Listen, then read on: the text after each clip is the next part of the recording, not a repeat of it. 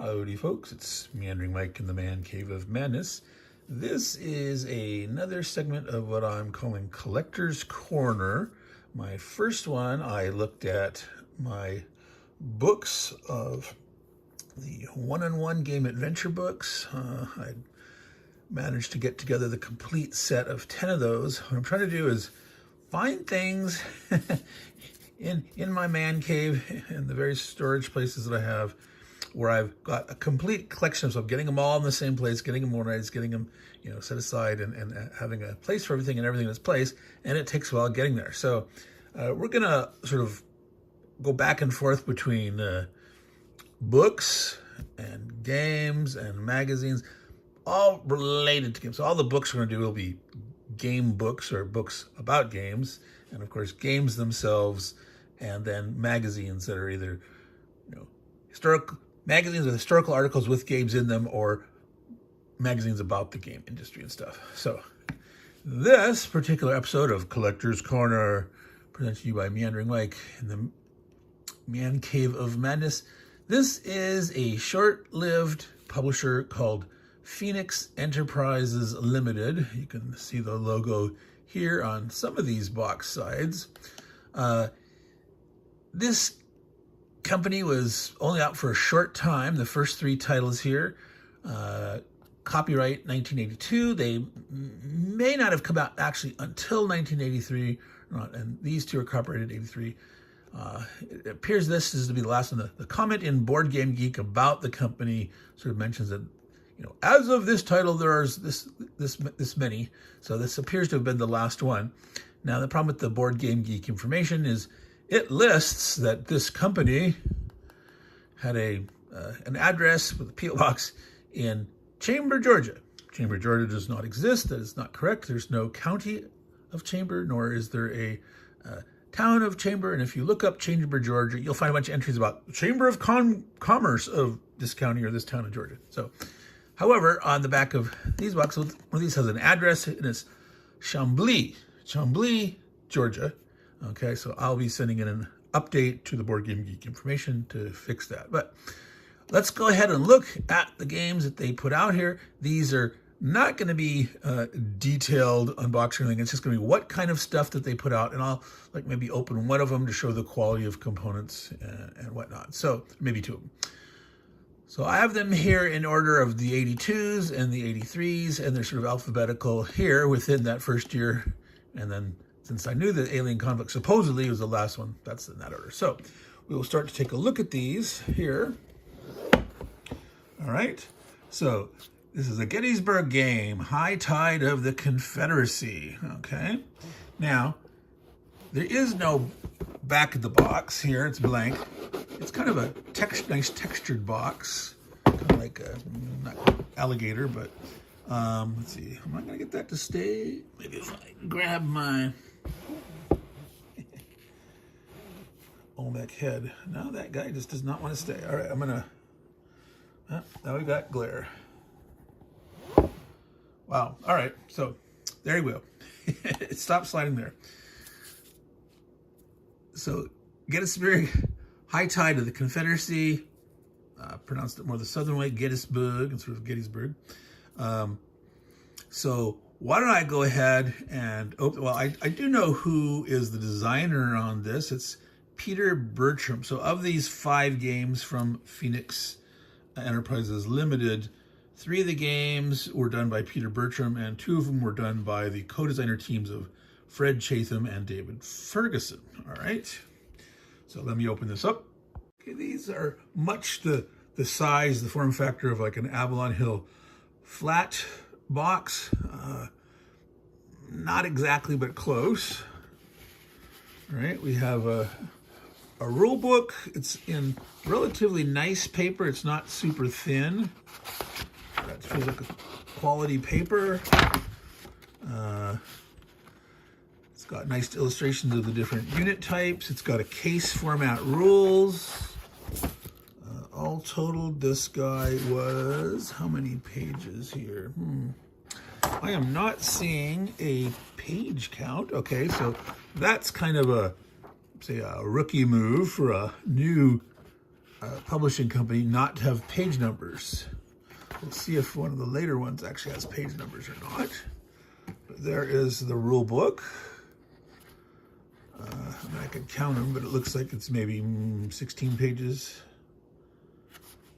Yeah, I'm gonna call it 16. All right.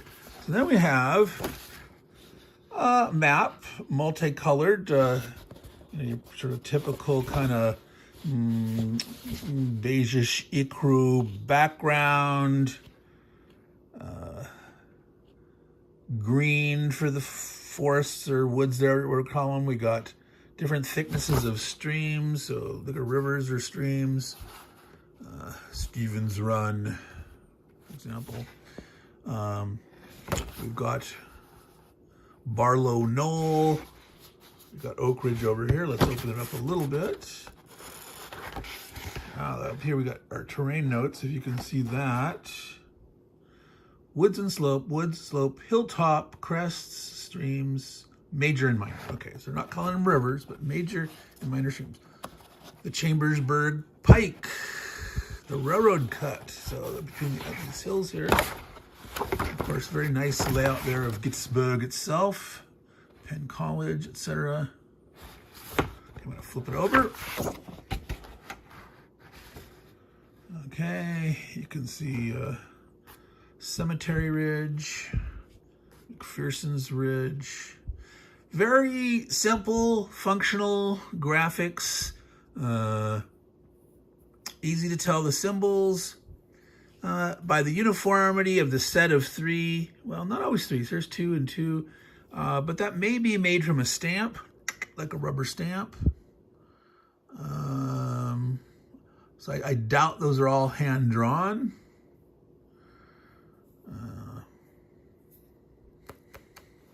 Devil's Den, Little Round Top. Oh, you can't see that from there, can you? Let's sit down. Okay, Round Top, or Big Round Top, Little Round Top, Devil's Den here, Warfield Ridge, etc. So it's a nice scale of the battlefield that in one map. I'm not sure what this map size is.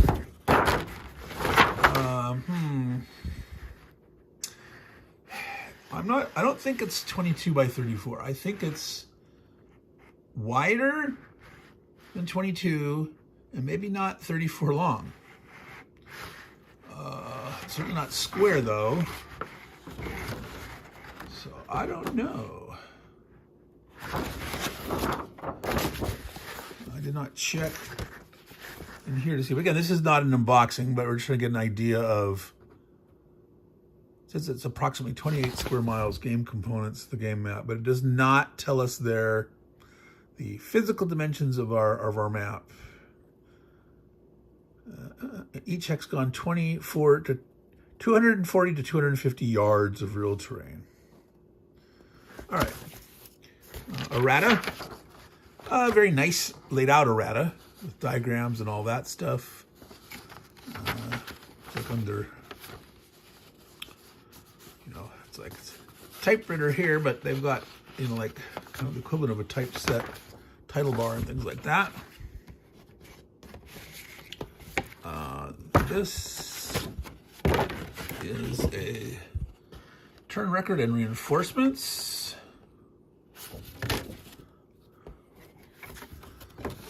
Combat related tables. It looks like 2 counter sheets. Okay, now interesting that they have a game science card in it. Oh, it's about the dice. So this game originally came with dice. There are no dice in here, so I did not get dice, but it originally came with game science dice. So that's interesting that they actually had a register your dice. Yes, folks, you can register your dice. All right, that's silly. Now, interesting thing about this is 1982, and we have Pollard markers. Pollard markers came out like I think in 80 or 81. So an early adopter of the Pollard markers. Those numbers are kind of small on there. I would like them to be bigger and thicker and easier to read. You know, old eyes, old eyes. And you look at the leaders here again. Yeah, same thing with the font on there. It could easily be a little bigger and thicker. These are kind of interesting, the actual units. You know, they've got a silhouette. They have some kind of strength number, some kind of unit designation, like the 1st, the 11th, 111th, etc. And then that little bar across the top. And with the leader, this is, you know, so Hoods, McLaws, Rhodes, etc. So not too bad. So these are going to produce side nibs. I don't know if you can see close enough there that 1, 2, 3. Not all of them have the side nib connector. Some of them do, and some of these will potentially produce tinier corner nibs. So it'd be interesting to see what the final result would be, punching these out carefully, but they appear to be front and back pretty good registration, that it's lined up quite well. They don't seem off center like that. So this is our quick look at the kind of components in this. I don't know if it was the first game or not, but I'm gonna pretend it was. I said, oh, the first game was Gettysburg. Let's assume that was the case. So I'm gonna go on and quickly go through the other titles, and then we'll probably either look at Zulu Attack or Alien Contact here. But let me set this guy aside and. All right. So the next one we're looking at is Remember Gordon. It's the Battle of Omdurman. Now, this battle is not known by a lot of people, but it's I'm trying to remember. It's 1878 or 80. I'd have to look that up again. But it was as it says here in the backs. The 21st Lancers made one of the last great cavalry charges in history, led by, among others, a young officer named Winston Churchill. Of course, we have Kitchener. So I'm not going to open it, but it says it also has the bonus game, The Fall of Khartoum. So this one, 2 games for the price of 1. Let's see, there's numbers on the side. If we're assuming that those product codes are sequential, well, let's see, that Gettysburg game didn't appear to have one of those on it. So if that tells us anything. Yeah. Right, this one has a number, but none of the other ones appear to, so that doesn't tell us nothing. Great, right? Okay. So, Remember Gordon, the Battle of Omdurman.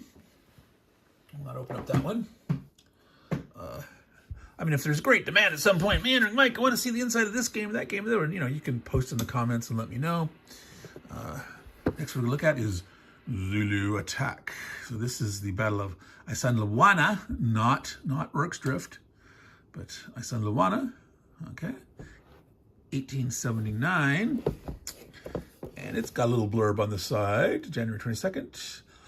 20,000 Zulu warriors have crossed 80 miles of torturous terrain in 3 days to assault the invading British Army under Lord Chelmsford. All right. So, nice art there on the box. You know, I really should just open these up and just show the maps, right? I bet y'all want to see the maps, right? So let's do that. I'm going to show this one. I'm going to open it up and show this one. I'll go back and I'll show the map for Remember Gordon, and then we'll keep going from there. So these aren't unboxings, but we're unfurling the maps. All right, so it's open. One thing I noticed, we're not doing a it is 2 pages of rules. Very, very short, so obviously this is a much simpler game. separate train effects chart and combat tables. So that 2 pages didn't include that, but still, that's short. Especially when this much here's introduction, and that right-hand column is game setup. So movement starts down there. Command control, stacking, zone of control, combat. Look at that. So interesting. Very short and sweet. Clarification. So they did indeed have that again. Oh, interesting. Different address inside this one. Smyrna, Georgia, instead of Chambly. All right. This one was punched, but not many counters because there's the sprue. And here's the map. Okay, so this one here, now again, this was a different design team. So I think a different artist. So the difference that we're getting from the same publisher is quite a bit different. This is very bare bones art. I'll lift up.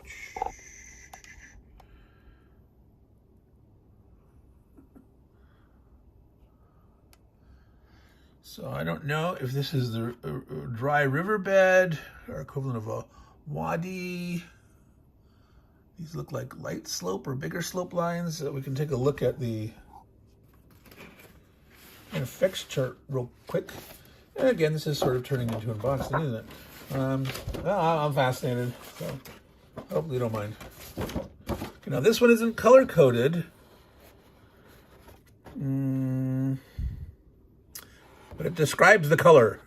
So the yellow are rough / slope, where you have the fuzzy brown and the solid brown. That's a cliff. Wow, +5 to cross. And then this is the donga. It's a dry riverbed, the donga. All right. So that is the Zulu attack game for Isalandwala. Let me put this away. And we're back to taking a look at, remember Gordon, we decided to show the maps and basically started doing a quickie unboxing. Anyway, this one did indeed had its game science die included. Cool. This one has unpunched counters. A little on the glossier side than some of the other ones, but silhouettes, breach markers. These look like some kind of siege guns or cannons or something. More artillery here. These look like river boats, perhaps, I would say. Barges of some kind. Gunboats. Yeah, various ships. So this looks interesting. Camels. We got camels. Yeah, quite interesting there. All right, let me set that aside. Campaign game. Order of appearance. The Anglo-Egyptian forces and the dervishes. All right, so we've got 2 maps. Remember that right here. That's got a lot of glare there. Can I get rid of that? Whoa, I did, but it's about to tip. So we've got this bonus game, Fall of Khartoum. And here, it's a little tiny map. It's not black and white, but it's black and beige or black and ecru, whatever. So it's just black ink on the base color of the map. Very simple. Barracks, Arsenal, Austrian Mission, Fort Buri. So they're North Fort. Okay. Blue Nile and the White Nile. All right. The map for the main game here is in color, but pretty subdued.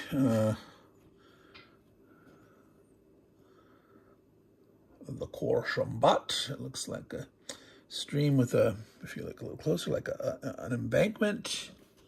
We've got more of those slopes and rough. So I didn't see a train effects card. So, here we go. We have a train effects. So hilltops, crests, swamps, trees. So we got some more colorful stuff here. Let's see if we can see. Trees and swamps and such. The Zariba. El Agiga. Anglo-Egyptian entrance area right up there. All right, let's crack this open a little more. All right, so there is the titular location, Omdurman, 1898. Okay, I was off. I was saying like 88 or so, or 78. So yeah. 98. All right. So there we have the combat results upside down from there, but so these are on the map. All right. And see the rule book here for this one. It's the nicer format rule book, the nicer paper. This one is 12 pages. I took a peek earlier. So again, it's got the case numberings. It's got a repeat of the charts here on the back and such. So, and then so like I said, this did have two games in it. So you get two for the price of one. And this one actually has the game Science Die 10. So, you know, a war game using a die 10 as early as 82. That's pretty early for that adoption of that kind of die for a war game. All right, so that's Remember Gordon. Let's go on to the next title. And so now we're going to look at Chickamauga, A River of Death, another American Civil War title. This one was done by Peter Bertram also, who also did the Gettysburg High Tide of the Confederacy. Now this one, the reason I don't have it open at this point is this did have a back of the box. This look and design, very nice yellowish foxing spot right in the middle. This is very familiar to like Yaquinto games, this sort of style of the back of the box. This isn't quite as big as a Yaquinto box, but it tells us complexity rating, and here's where it has the actual Chamblee, Georgia address, which is obviously different than the one we saw earlier, but it was Smyrna, Georgia for a while. But and this gives us a little blurb about the 1863 battle in September the 20th. I guess it has multiple scenarios. Find out in the Longstreet's breakthrough scenario of Chickamauga River of Death. All right, so let's look at the insides.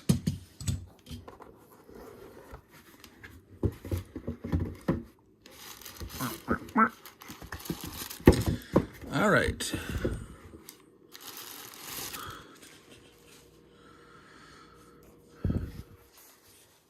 Okay, this is feeling a little more smoother paper. It's a not as thick. It's a finer quality paper though. So they're moving up. We appear to have, a whole bunch more information about the company here. Even had a phone number. This includes development, graphic arts, box art, production coordinator, and a bunch of play testers. So if you recognize any of those names on there, those play testers or not. All right, so again, we're not going to go into detail here, but let's see. So this one doesn't have so this is definitely 83 set of the copyright, but this is back to having the oversight, in the sense of not including the page number. Always include page numbers in a rule book, please, please, please. Helps people refer to things and notate things and that. Didn't see any errata in these, but at least it does have the case references and such, which I prefer in my war games of of any substantial complexity. It's just much better. It's a very simple like that. The Zulu Attack game didn't need it. It was so short and simple. Okay. This looks like a situation map. Terrain clarification map. That is interesting. So it looks like they may have slightly changed the encoding on here to make it more obvious what the terrain features are, maybe. So I'm not sure what the gist of that is, but it says terrain clarification chart. All right, we have multiple counter sheets here. Again, with the pollard markers, various cover, wooden fences and such. The same style of units with the unit designation, the strength, the silhouette, the leader name, etc. Looks like some supply wagons and such. Okay, here's notes and errata. A little more I was going to say. No errata, but there it is. All right.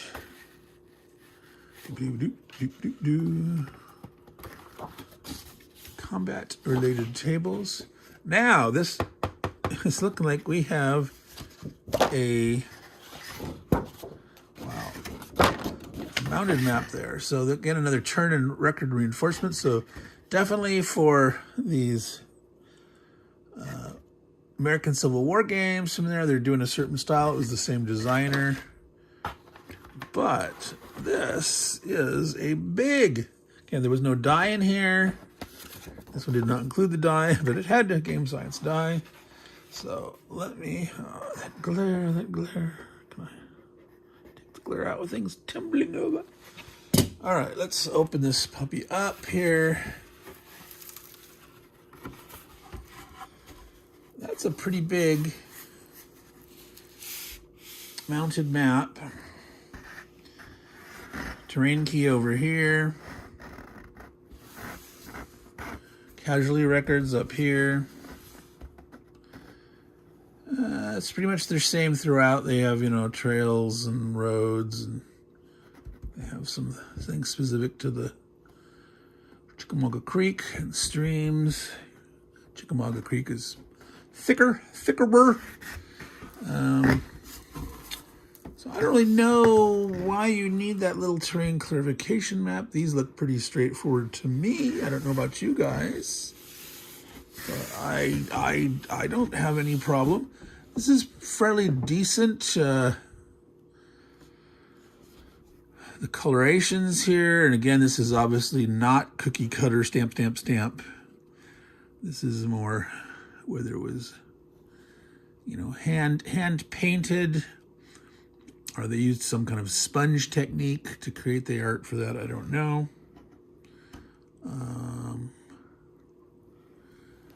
But that's pretty decent. Kind of surprised that a small company like this. Well, no. Not this one first. That one first. It's interesting that this one has it is a double fold. It doesn't quite close all the way, right? But that didn't have that one open section. They managed to actually do that. Keep it all together. So I'm going to put this all back in the box, and then we'll take the final look at the Alien Contact, the only sci-fi game there in the lot. Alrighty, folks. So now we have Alien Contact, Extraterrestrial Empires in Conflict. This is the last of the 5 of Phoenix Enterprises Ltd. I don't have the lid off because, again, I'm going to show you the back of the box. Again, somewhat reminiscent of a Yaquinto back of the box. Same P.O. box as the last one, although it was internal to Chickamauga. There was a P.O. box address in there that was a different P.O. box. So who knows what is going on with their company as they moved around or did whatnot. Let's see, it looks like we have a piece of tape of some sort stuck to that. I want to be careful not to rip the backing. It says Alien Contact is a game of conquest and diplomacy in a futuristic, uninhabited sector of the universe. So, I guess that means two alien races are both trying to move into the same sector at the same time. It's previously uninhabited, and sort of they're having a contact and meeting engagement. Alien Contact. Now, it does say it's for 2 to 6 players. 252 die cut counters towards the simpler complexity, 2 on the 1 to 5 range there. All right, so let's open this up.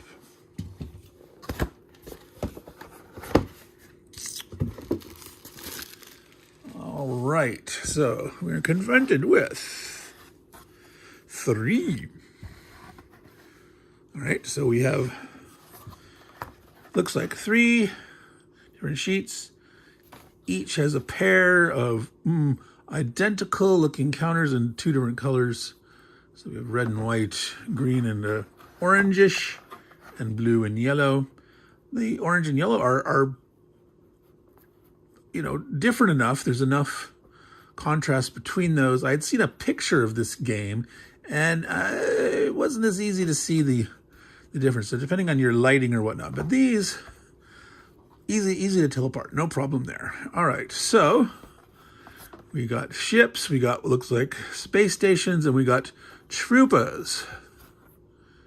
Yep, and they're different kinds of ships for each one. So that's kind of nice, actually, that you've got different ship silhouettes for each of the races. That adds a little bit of character to it. Now, whether that means anything, whether there's any actual asymmetrical values, or it's just asymmetrical art, who knows?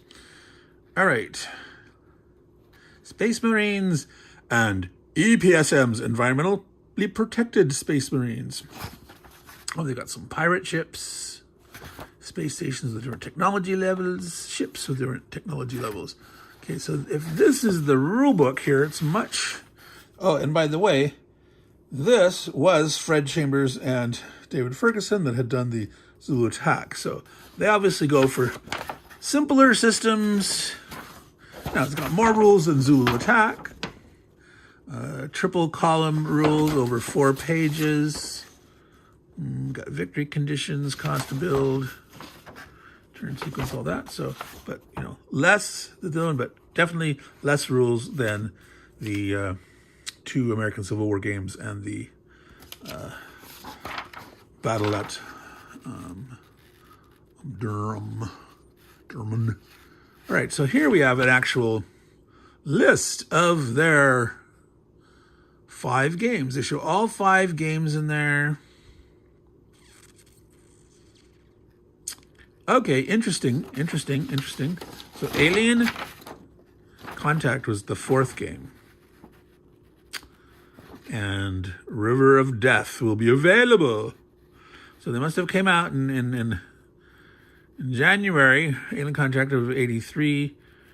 Or, it could have been copyright 83, but they actually got it out in, a month earlier. That happens. People anticipate a copyright date. They do that, and you can actually get it. It's like, it's going back in time now. But, so these games, we can see from the prices, range from 12, 18, 16, 22, 22. All right, so Zulu definitely was a simpler game. And that makes sense to be only 12. But you got a fair bit in the high tide of the Confederacy. And remember the Gordon, that had 2 games. So for $16.50, that was a pretty good deal back then and there. All right, so... moving on. Okay, there's a card. This game has cards, and this one has come loose. All right, turn record track. Card explanation. So that's in 1 extra sheet. It lists 17 cards and errata. Okay, it's a very small errata. All right, so all right, these are very simple cards. They have a number. And they list either a color, red, green, whatever, or a tech level. All right, so these are kind of coming apart here. I'll probably separate those myself here in a minute, but okay, what are these? These look like cards that you cut out on the dotted line, and I don't know if you fold these or just, I would just leave them, but you're cutting out one of these for each players. Little cheat sheet. Okay, this is a mounted map. All right, so remember that there. We'll have to unfold it here. All right, so this here, I'll be showing to you shortly, is a basic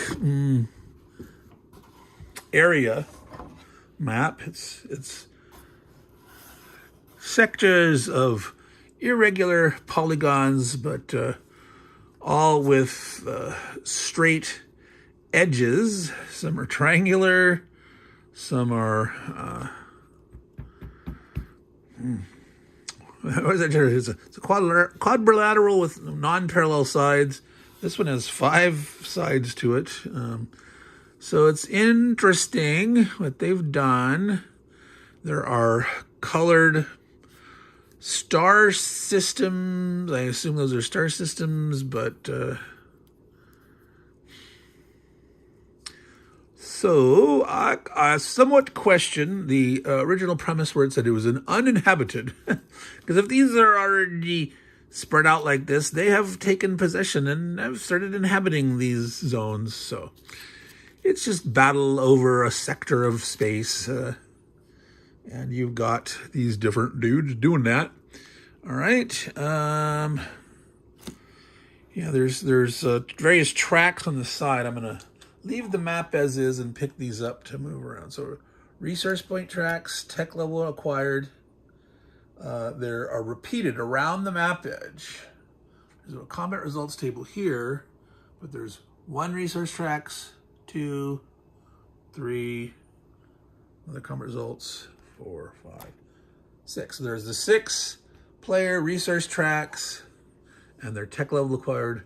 And then there's 2 combat results table on this side and 1 on that side. So if you're on this side or that side, you're gonna have to look sideways, but there was on that sheet. So it appears to be, I don't see anything that indicates asymmetrical values on the various ships, and the fact that the one errata was mentioning that one of the colors had too many of one kind of unit and too less of the other. Therefore, it sounds like they want everyone to be exactly balanced. So that does not always make for an interesting game, folks.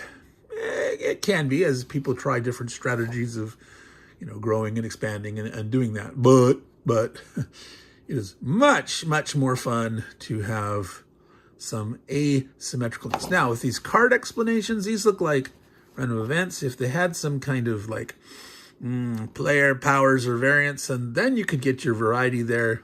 But these definitely just look like random events. So, all right. So that has been Alien Contact. Let me put that away.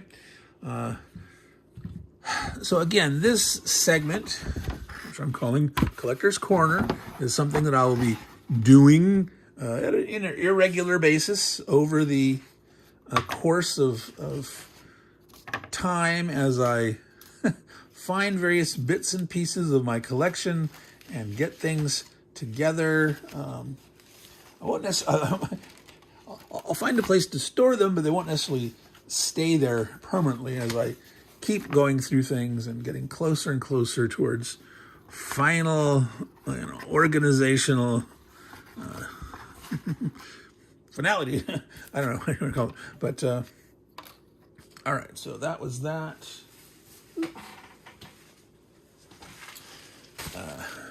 I should have just set it aside, but anyway, I'm rambling, I'm meandering. So I will try to alternate between things like games of a particular publisher and more of the game books, which are like besides their books, about game design and gameplay and history of gaming, and magazine games. I have a ton of magazine games, and I won't do, like a huge, like here I looked at all 5 of these games, and I won't do that, for every like publisher. If they're small publishers and things, they're like, I don't think a lot of people are familiar with these games, right? These games from 1982 and 83, do you have any of these in your collection? Have you seen these before? Have you thought about, maybe will interest you if you can pick these up cheap? It'd be nice to see, how does this Civil War system work or not? Look like this very similar system in Remember the Gordon, or maybe you want something historical but easier like Zulu Attack. Who knows? So if these are something that you've had in your collection, you've been aware of this, if you know any tidbits of information about this company, that'd be interesting. It's it's a kaput company. There are companies out there, that there's a real estate company called, Phoenix Enterprises Ltd.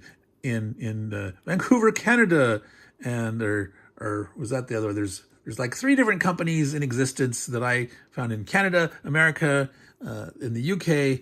But this company had its short little lifespan, 82, 83, in Georgia, whether it was Chambly, Georgia, Smyrna, Georgia, thereabouts. If anyone knows anything more, or if there's magazine articles that you've seen about this company or something that let me know. I'd like to find out more. It's kind of a interesting little tidbit. So this has been Meandering Mike in the Man Cave of Madness. This segment of Collector's Corner. Next up, I will probably, I was trying to do a different game company that had 6, and I only found 5 of them. I thought I had all 6, but I've only found 5. So somewhere in the man cave, there's one errant game hiding out. So we won't cover that one until I find it.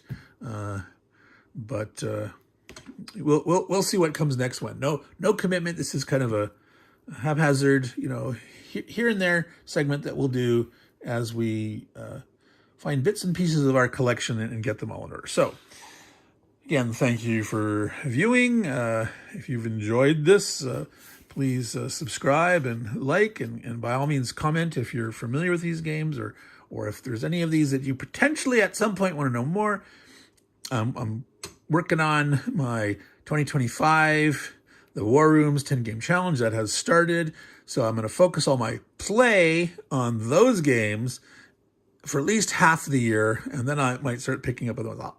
I'm sure I'll fit in another random game here or there. But so just let me know if there's any of the particular one of these looks particularly interesting, and I'll see about it. Maybe I'll accumulate from the Collector's Corner a list of games, and I'll do a poll and say, all right, you guys decide what's next. So, all right, folks, take care. Meandering Mike signing out once again. Ciao.